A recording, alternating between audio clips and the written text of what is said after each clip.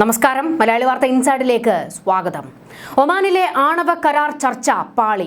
American ആവശ്യങ്ങൾക്ക് വഴങ്ങാതെ Iran കടുംപിടുത്തത്തിൽ തന്നെ. കലിയിളകി white ഹൗസിൽ ഡൊണാൾഡ് ട്രംപ്. അടിയന്തര യോഗം തുടങ്ങിയെന്ന റിപ്പോർട്ടുകൾ പുറത്ത്. ട്രംപ് യുദ്ധ ആഹ്വാനം മുഴക്കിയോ എന്നുള്ള സൂചനകളാണ് ഇപ്പോൾ പുറത്തുവരുന്നത്. ഗൾഫ് മേഖലയാകെ ഇപ്പോൾ അശാന്തിയിലേക്ക് എത്തിയിരിക്കുകയാണ്. അറബന്മാർ അവരുടെ മേഖലകൾ സുരക്ഷിതമാക്കാനുള്ള ഒരു തിടുക്കപ്പെട്ടുള്ള നീക്കത്തിലേക്ക് കടന്നിരിക്കുകയാണ്. ഇറാനിലുള്ള US പൗരന്മാരോട് എത്രയും പെട്ടെന്ന് രാജ്യം വിട്ടുപോകാൻ US ഡിപ്പാർട്ട്മെന്റ് ഓഫ് സ്റ്റേറ്റ് ആവശ്യപ്പെട്ടു. ഇറാനിലേക്കുള്ള യാത്ര ഒഴിവാക്കാനും പ്രഖ്യാപനം.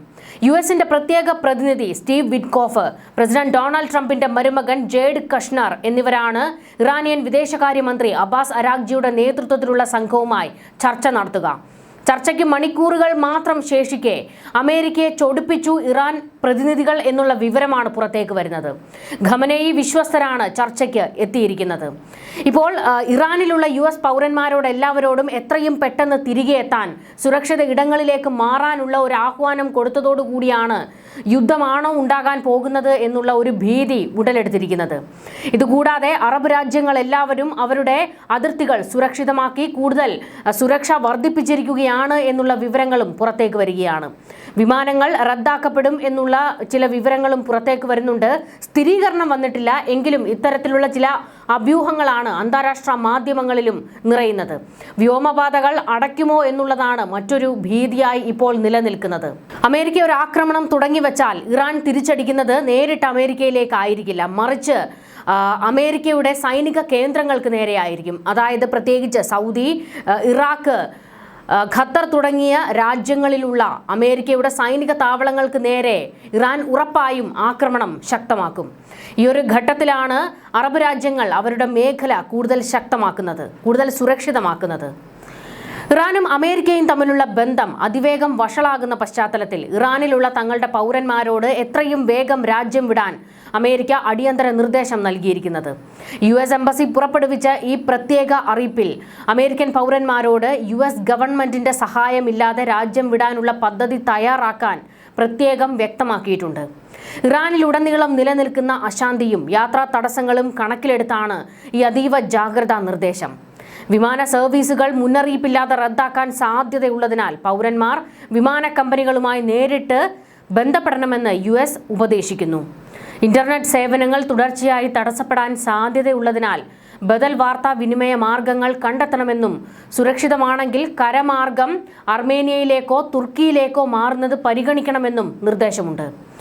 നിലവിൽ പുറത്തു പോകാൻ കഴിയാത്തവർ ഭക്ഷണവും വെള്ളവും മരുന്നുകളും ഉൾപ്പെടെയുള്ള അത്യാവശ്യ വസ്തുക്കൾ ശേഖരിച്ച് സുരക്ഷിത സ്ഥാനങ്ങളിൽ കഴിയാനും പ്രകടനങ്ങളിൽ നിന്ന് വിട്ടുനിൽക്കാനും എംബസി അറിയിച്ചു. അമേരിക്കൻ പാസ്പോർട്ട് കാണിക്കുന്നതോ അമേരിക്കയുമായുള്ള ബന്ധം വെളിപ്പെടുത്തുന്നതോ ഇറാനിൽ ചോദ്യം ചെയ്യലിനും അറസ്റ്റിനും കാരണമായേക്കാം എന്നതിനാൽ വലിയ സുരക്ഷാ ഭീഷണിയുണ്ടെന്ന് എംബസി മുന്നറിയിപ്പ് നൽകുന്നു. US പ്രസിഡന്റ് ഡൊണാൾഡ് ട്രംപ് ഇറാനെതിരെ ആക്രമണ ഭീഷണി മുഴക്കിയതിനെ തുടർന്നാണ് മേഖലയിൽ സംഘർഷം പുതിയ തലത്തിലേക്ക് എത്തിയത്. 2025 ഡിസംബർ അവസാനം മുതൽ ഇറാനിൽ നടന്ന പ്രതിഷേധത്തെ ഭരണകൂടം അടിച്ചമർത്തിയതിനെ തുടർന്നാണ് ട്രംപ് ഇറാനെതിരെ ഭീഷണി മുഴക്കിയത്. ഇതിന്റെ ഭാഗമായി വിമാനവാഹിനി കപ്പലായ USS എബ്രഹാം ലിങ്കൺ ഉൾപ്പെടെയുള്ള വമ്പൻ കപ്പൽപ്പടയെ ജനുവരി അവസാനം മുതൽ അമേരിക്ക ഗൾഫ് മേഖലയിൽ വിന്യസിച്ചിരിക്കുകയാണ്. എന്നാൽ ഇതിനിടയിൽ USS എബ്രഹാം ലിങ്കണെ ആക്രമിക്കാനുള്ള ഒരു നീക്കം ഇറാൻ നടത്തിയിരുന്നു. ഇത് അമേരിക്കയെ വല്ലാതെ ചൊടിപ്പിച്ചിരുന്നു. എന്നാൽ അപ്പോഴും അമേരിക്ക സംയമനം പാലിച്ചു. ഇറാനുമായി ആണവ കരാർ ചർച്ചയിലേക്ക് കടക്കുന്നതിന് വേണ്ടിയുള്ള ഒരു സംയമനം പാലിക്കലായിരുന്നു. എന്നാൽ ഇപ്പോൾ ചർച്ചകൾ നടക്കാനിരിക്കെ പോലും ഇറാൻ തങ്ങളുടെ നിലപാടിൽ നിന്ന് ഒരു ഇഞ്ച് വ്യതിചലിക്കുന്നില്ല എന്നുള്ളതാണ് വിവരങ്ങൾ. ഖമനേയിയുടെ വിശ്വസ്തരാണ് ചർച്ചയ്ക്ക് എത്തിയിരിക്കുന്നത്. ഇറാൻ പ്രസിഡന്റ് മസൂദ് പെസഷ്ക്യാനെ ചർച്ചയിൽ നിന്ന് മാറ്റി നിർത്തിയിരിക്കുകയാണ്. അതായത് ഖമനേയി പറയുന്നത് എന്താണോ അതേ ഈ ചർച്ചയിൽ ഇറാന്റെ പ്രതിനിധികൾ പറയുകയുള്ളൂ. ആ ഒരു നീക്കമാണ് ഇപ്പോൾ നടക്കുന്നത്. ഖമനേയി അമേരിക്കയോട് മുൻപ് തന്നെ പറഞ്ഞിട്ടുണ്ട്, അമേരിക്ക പറയുന്നത് എന്തും അങ്ങ് അനുസരിക്കാൻ ഇറാനെ കിട്ടില്ല. തങ്ങളുടെ രാജ്യത്തിന് ആവശ്യമായ യുറേനിയം സമ്പുഷ്ടീകരണം അത് നടക്കും.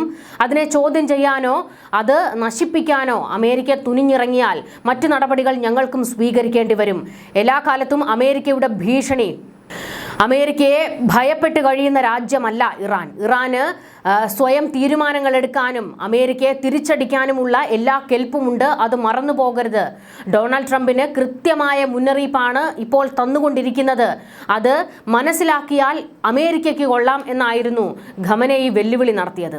ആ വെല്ലുവിളികൾക്കൊക്കെ ഇടയിലായിരുന്നു ഖമനേയി കുടുംബത്തോടൊപ്പം ഒളിച്ചിരുന്ന ടണൽ അമേരിക്കയുടെ ചാരന്മാർ കണ്ടെത്തി എന്നുള്ള വിവരം പുറത്തു വന്നിരുന്നു. പിന്നാലെ ഈ ടണലിന് മുകളിലൂടെ അമേരിക്കയുടെ പോർ വിമാനങ്ങൾ ചീറിപ്പായുകയായിരുന്നു. പിന്നാലെയാണ് ഒരു ചർച്ചയ്ക്ക്, അതായത് ആണവ കരാറുമായുള്ള ഒരു ചർച്ചയിലേക്ക് എത്താൻ പോലും ഖമനേയി പച്ചക്കൊടി വീശിയത്. അതായത് തലയ്ക്ക് മുകളിൽ അമേരിക്കൻ പോർ വിമാനങ്ങൾ പറന്നതോടെയായിരുന്നു ചർച്ചയ്ക്ക് തയ്യാറാണ് എന്ന് ഖമനേയി വ്യക്തമാക്കിയത്.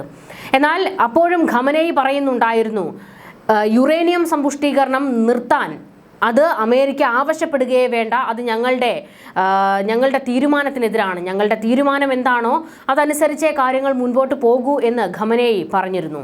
എന്നാൽ ഇത്തരത്തിൽ ഒരു പുകച്ചിലാണിപ്പോൾ ഒമാനിലും സംഭവിച്ചുകൊണ്ടിരിക്കുന്നത്. വൈറ്റ് ഹൗസിൽ ട്രംപ് വലിയ രീതിയിൽ ഇപ്പോൾ കലിയിളകി നിൽക്കുകയാണ് എന്നുള്ള ചില വിവരങ്ങളാണ് നിർണായകമായി പുറത്തേക്ക് വരുന്നത്.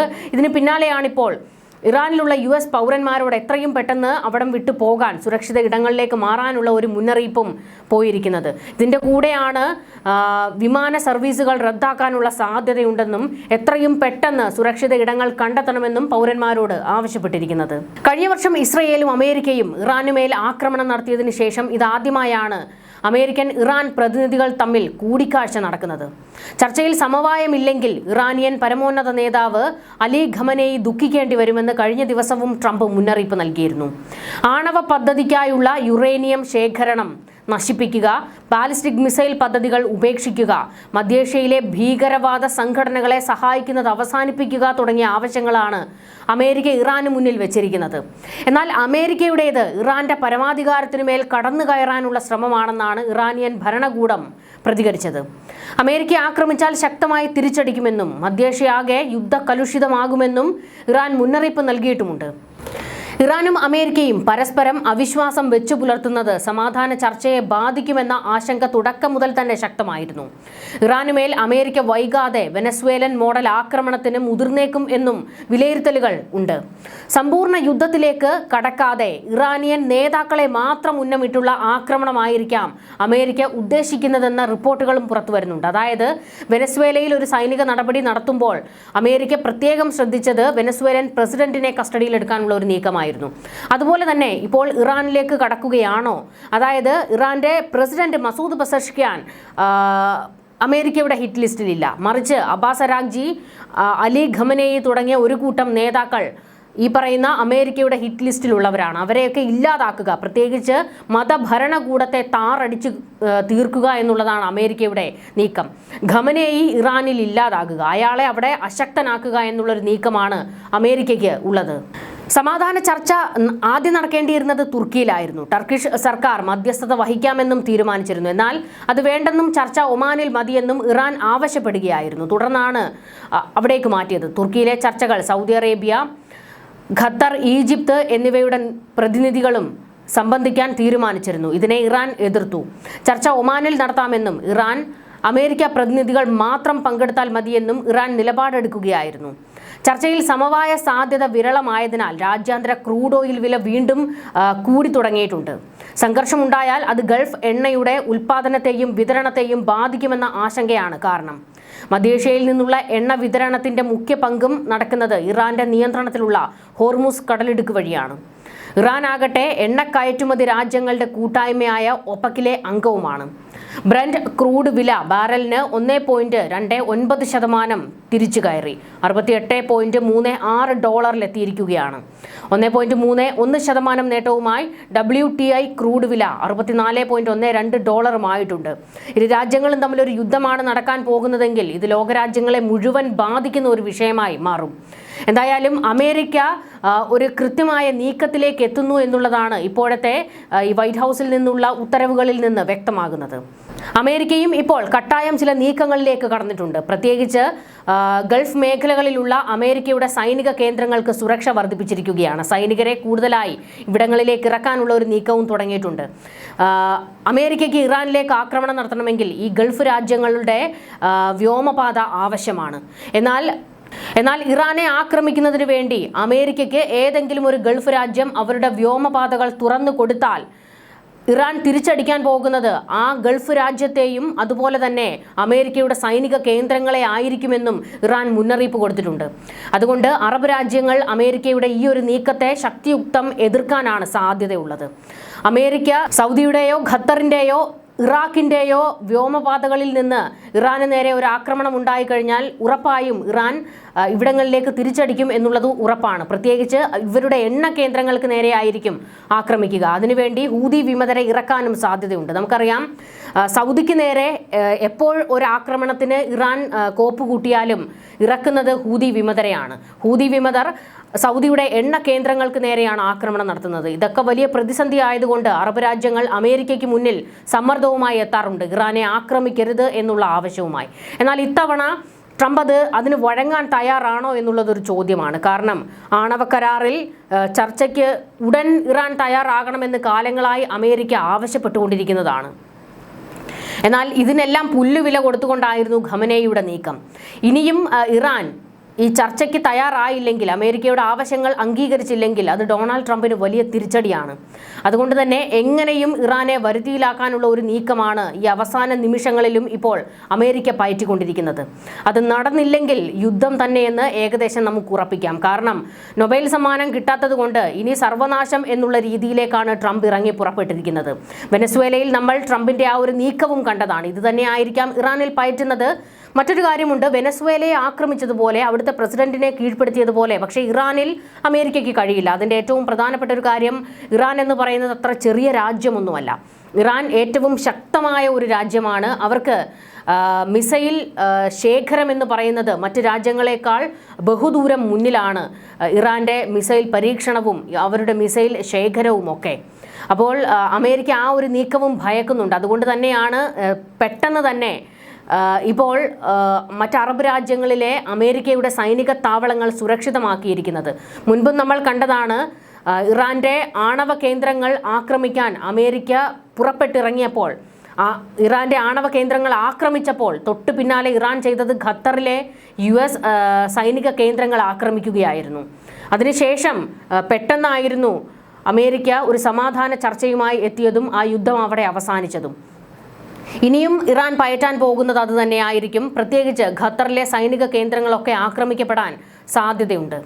ഏറ്റവും പ്രധാനമായി ഇറാനെ ഭയക്കേണ്ടതുണ്ട്. കാരണം സർവ്വസംഹാരിയായ മിസൈൽ സംവിധാനങ്ങൾ ഇറാൻ ഉണ്ട് എന്നുള്ളതാണ് ആ ഭയക്കേണ്ടുന്നതിൻ്റെ ഏറ്റവും പ്രധാനപ്പെട്ട ഒരു കാര്യം.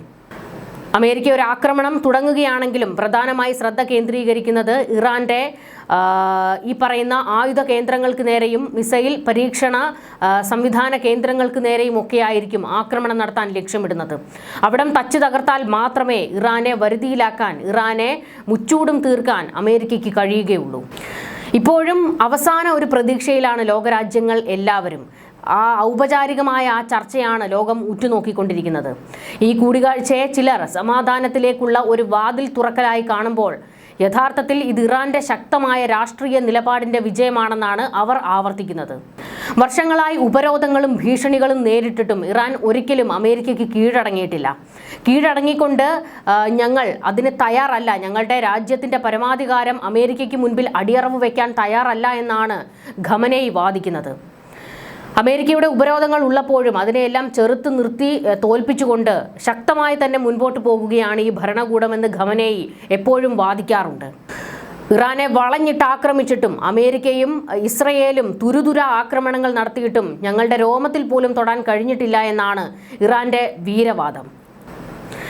ശക്തമായ പ്രതിരോധ സംവിധാനങ്ങളും സ്വയം പര്യാപ്തമായ സൈനിക ശേഷിയും വികസിപ്പിച്ച് ലോകശക്തികളെ പോലും ചർച്ചാ മേശയിലേക്ക് തിരിച്ചെത്തിക്കാൻ ഇറാൻ നിർബന്ധിതമാക്കി എന്നുള്ളത് എടുത്തു പറയേണ്ട ഒരു കാര്യമാണ്. കാരണം അമേരിക്ക പല ആവർത്തിയാണ് ഇറാനോട് ചർച്ചയ്ക്ക് വരണം എന്നാവശ്യപ്പെട്ടത്. എന്നാൽ അതിനെ എല്ലാത്തിനെയും പൂർണ്ണമായും തള്ളിക്കളഞ്ഞുകൊണ്ട് മുൻപോട്ട് പോകുകയായിരുന്നു ഇറാൻ. ഒടുക്കമാണ് ഇപ്പോൾ ചർച്ചയ്ക്ക് തയ്യാറായത്.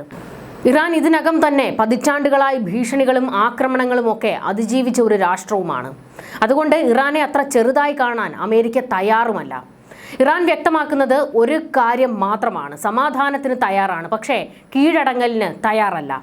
തങ്ങളുടെ ആണവ പദ്ധതി രാജ്യത്തിന്റെ സുരക്ഷയുടെയും സ്വയം പര്യാപ്തതയുടെയും ഭാഗമാണെന്നും അത് അന്താരാഷ്ട്ര നിയമപരിധിക്കുള്ളിൽ നടപ്പിലാക്കുന്നതാണെന്നും ഇറാൻ ആവർത്തിച്ച് വ്യക്തമാക്കുന്നുണ്ട്.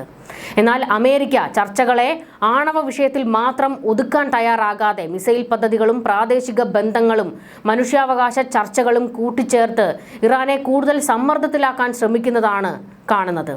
ഇത് യഥാർത്ഥത്തിൽ ചർച്ചയല്ല, ഒരു രാഷ്ട്രീയ കുടുക്കാണ് എന്ന വിമർശനം ഇറാന്റെ ഭാഗത്തു നിന്ന് ശക്തമായി ഉയരുകയും ചെയ്തിട്ടുണ്ട്. പശ്ചിമേഷ്യ പോലെ ഒരു പ്രദേശത്ത് ശത്രുതയും ആക്രമണ ഭീഷണിയും സ്ഥിരമായി നിലനിൽക്കുന്ന സാഹചര്യത്തിൽ ഒരു രാജ്യത്തിന് ശക്തമായ പ്രതിരോധ സംവിധാനങ്ങൾ ഉണ്ടായിരിക്കണം എന്നത് യാഥാർത്ഥ്യ ബോധമുള്ള വസ്തുതയാണ്. ഇസ്രയേലിന്റെ നിരന്തര ആക്രമണ ഭീഷണി നിലനിൽക്കുമ്പോൾ അമേരിക്കൻ നാവിക വ്യോമസേനകൾ ഇറാന്റെ അതിർത്തികൾക്കടുത്ത് വിന്യസിക്കപ്പെടുമ്പോൾ പ്രതിരോധം ഉപേക്ഷിക്കണം എന്ന ആവശ്യം ഒരു സ്വതന്ത്ര രാജ്യത്തോട് പറയുന്നത് നീതിയല്ലാത്ത സമീപനമാണെന്നാണ് ഇറാൻ അമേരിക്കയോട് വാദിക്കുന്നത്. അതുകൊണ്ട് തന്നെ ഇറാൻ മിസൈൽ വികസനം തുടരുന്നത് ആക്രമണത്തിന്റെ ലക്ഷ്യത്താലല്ല, മറിച്ച് തടയൽ ശക്തിയുടെ ഭാഗമായി തന്നെയാണെന്ന് ഇറാൻ വാദിക്കുന്നു. ഇറാൻ ഏറ്റവും കൂടുതലായി പരീക്ഷണങ്ങൾ നടത്തുന്നത് മിസൈലിലാണ്. ആണവ പരീക്ഷണങ്ങൾ ഒരു വഴിക്ക് നടക്കുമ്പോഴും മറ്റൊരു വഴിക്കൂടെ ഇറാൻ വലിയ തോതിലാണ് മിസൈൽ പരീക്ഷണങ്ങൾക്ക് വേണ്ടി തുക ചെലവഴിക്കുന്നത്. അത് ഈ മേഖലയിൽ തങ്ങൾക്ക് ചുറ്റും ശത്രുക്കൾ ഉണ്ട് എന്നുള്ളൊരു ഭയത്താലാണ്. പ്രത്യേകിച്ച് ഇസ്രയേൽ തങ്ങളെ ആക്രമിക്കാൻ എപ്പോൾ വേണമെങ്കിലും ഒരു ആക്രമണത്തിന് വേണ്ടി കാത്തിരിക്കുകയാണ്. അമേരിക്കയും ആ ഒരു നീക്കത്തോടു കൂടി തന്നെയാണ് ഇരിക്കുന്നത്. അതുകൊണ്ട് ഈ രാജ്യങ്ങളെ പേടിച്ചുകൊണ്ടാണ് ഇറാൻ മിസൈൽ പരീക്ഷണ ശക്തിയിൽ മുൻപോട്ട് പോയിക്കൊണ്ടിരിക്കുന്നത്. ഇറാന്റെ ശക്തമായ പ്രതിരോധ സംവിധാനങ്ങളുടെ പ്രതീകമാണ് സെജ്ജിൽ പോലുള്ള ബാലിസ്റ്റിക് മിസൈലുകൾ. ഖര ഇന്ധന സംവിധാനമുള്ള ഈ മിസൈലുകൾ വേഗത്തിൽ വിക്ഷേപിക്കാനും ദീർഘകാലം സുരക്ഷിതമായി സൂക്ഷിക്കാനും കഴിയുന്നതാണ്. അതിൻ്റെ ഏറ്റവും വലിയ പ്രത്യേകത അതാണ്. ഇതിലൂടെ ഇറാൻ വ്യക്തമാക്കുന്നത് ഒരു സന്ദേശമാണ്: ആക്രമണം സംഭവിച്ചാൽ അതിന് മറുപടി ഉണ്ടാകും, അതും അതിവേഗം നിർണായകവുമായ മറുപടി എന്നാണ് ഇറാന്റെ വാദം. പ്രത്യേകിച്ച് ആയത്തുള്ള അലി ഖമനേയി പറയുന്നതും അതുതന്നെയാണ്: ആക്രമിച്ചാൽ തിരിച്ചടി അതിഭയാനകമായിരിക്കും എന്നാണ്.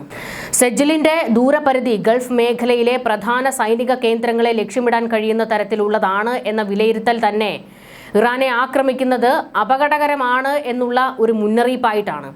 അമേരിക്കയ്ക്ക് ഈ മേഖലയിലുടനീളം നിരവധി സൈനിക താവളങ്ങളും നാവിക സംവിധാനങ്ങളും ഉള്ളതിനാൽ ഒരാക്രമണം ആരംഭിക്കുന്നത് തന്നെ വലിയ പ്രാദേശിക യുദ്ധത്തിന് തുടക്കമാകും എന്നത് ഉറപ്പാണ്.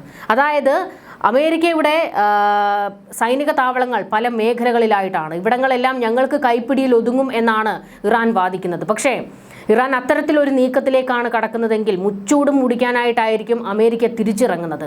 അമേരിക്ക അത്ര നിസ്സാരക്കാരല്ലല്ലോ. അമേരിക്ക അതിശക്തമായിട്ട് തന്നെയാണ് നിലനിൽക്കുന്നത്. എങ്ങനെയും ഇറാനെ ആണവ കരാറിൽ ഒപ്പുവെപ്പിക്കുക എന്നുള്ളതാണ് ട്രംപിൻ്റെ ആവശ്യം. അതിനുവേണ്ടി ട്രംപ് എന്തടവും പയറ്റും. ഇരു രാജ്യങ്ങളും തമ്മിൽ ഒരു യുദ്ധമുണ്ടാകുന്നത് കാത്തിരിക്കുകയാണ് ഇസ്രയേലും. എന്താണ് സംഭവിക്കാൻ പോകുന്നത്? ലോകം വീണ്ടും ഇപ്പോൾ തീച്ചൂളയിലേക്ക് എത്തുകയാണ്. പശ്ചിമേഷ്യ കത്തി അമരുമോ എന്നുള്ള ഭയമാണ് ഉടലെടുത്തിരിക്കുന്നത്. ന്യൂസ് ഡെസ്ക് മലയാളി വാർത്ത ഇൻസൈഡ്.